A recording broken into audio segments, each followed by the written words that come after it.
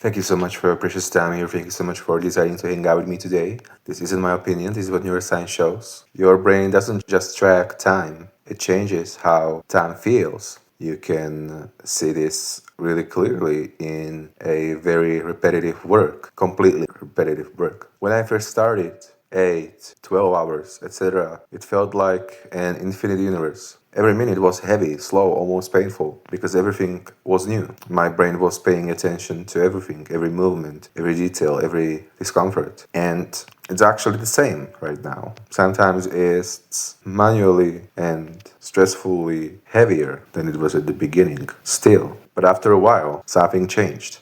The work became predictable, repetitive, and my brain stopped processing every detail like at the beginning. It started compressing it. Even though it doesn't seem like it during the work itself, it may not seem like it while you're working. But suddenly, the same 8 or 12 hours can feel much faster, especially when I look back at it. It's like the day gets condensed, and this happens in other situations too, and other types of works too. And a completely new day, full of new experiences, can feel long when you remember it after a while. Maybe it felt shorter during the day or even longer, but when you look back at it, it can feel long when you remember it. But repetitive days can disappear in memory, even if they felt slow in the moment. Or when you're waiting, checking the clock, time drags. But when you're distracted, it jumps forward. Same time, different processing. So time isn't something you feel directly, it's something your brain constructs based on how much it's processing, how much is new, and where our attention is. This doesn't mean time is fake. It means our experience of time, is flexible and constantly being shaped. But what's probably the most interesting part of this video is that there are actually many examples that explain why we experience time differently. Novelty. New experiences can actually stretch time, while repetition can actually compress it. Attention. The more you focus on time, the slower it feels. Emotions. Strong emotions make moments feel longer. Stress can stretch the present, but blur memory. Fatigue. Low energy can make time feel heavy and slow. Sleep. Lack of sleep distorts time completely. Dopamine. Higher engagement can make time disappear. Pain makes moments feel longer. Temperature. Heat or discomfort can slow time down. Movement. Physical activity can speed it up. Waiting makes seconds feel longer. Distraction makes hours disappear. Music can change your sense of duration. And music is actually an incredible example because when I listen to music, that 1 hour goes literally like nothing, like boom, it just passes through. But the 1 hour in work felt like 20 hours compared to that 1 hour, or even way, way more. Social interaction can make time feel faster. Isolation can make it drag. Caffeine can speed up internal pacing. Alcohol can distort both perception and memory of time. Fear can stretch moments intensely. Routine compresses days in memory. Learning makes time feel richer and longer in hindsight. So time isn't just one thing. It's shaped by dozens of small factors constantly, and our brain is the one pulling it. And also, there's another thing people talk about many times. Time seems to go faster as we get older.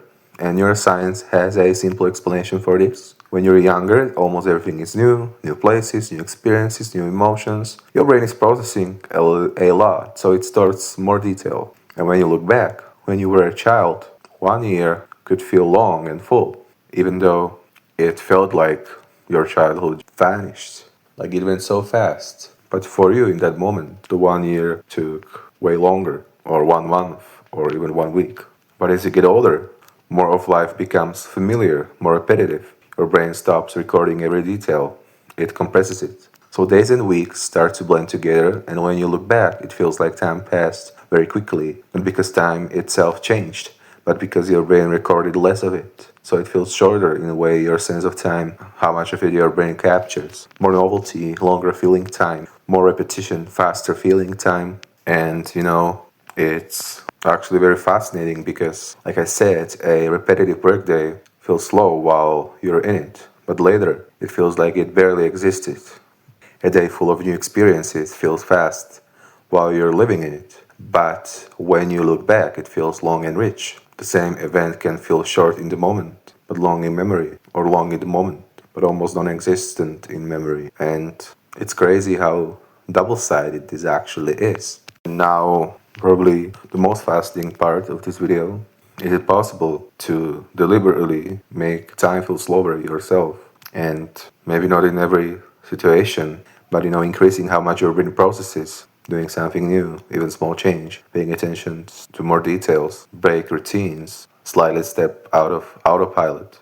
And how to make time feel faster? It's not possible, maybe not in all scenarios, but get absorbed in something. Focus. Repeat familiar tasks. Avoid checking the clock. Let yourself go on autopilot. And actually, what really fascinates me is that when I say to myself, doing work when I'm really frustrated or I'm really sweating, sometimes I just say to myself, this feels long, but I'll just blink and it's over. I'm actually switching my brain out of time checking mode. Normally, if I went, this is taking forever, my brain keeps checking time, keeps measuring, keeps focusing on slowness, makes it feel even longer.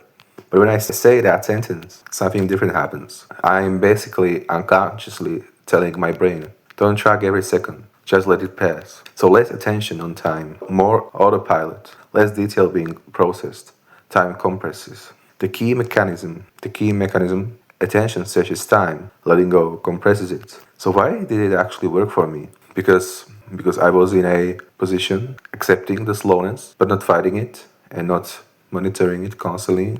That combination removes friction, reduces awareness of time, speeds up the experience. And it's actually possible to do the vice versa. When you say this will go slower, your brain can start to pay more attention, monitor time more, notice each moment, and that can make time feel slower. But there's a catch. If you say it with tension, like please be slower, then your brain starts checking the clock, gets frustrated, and it can actually feel even worse.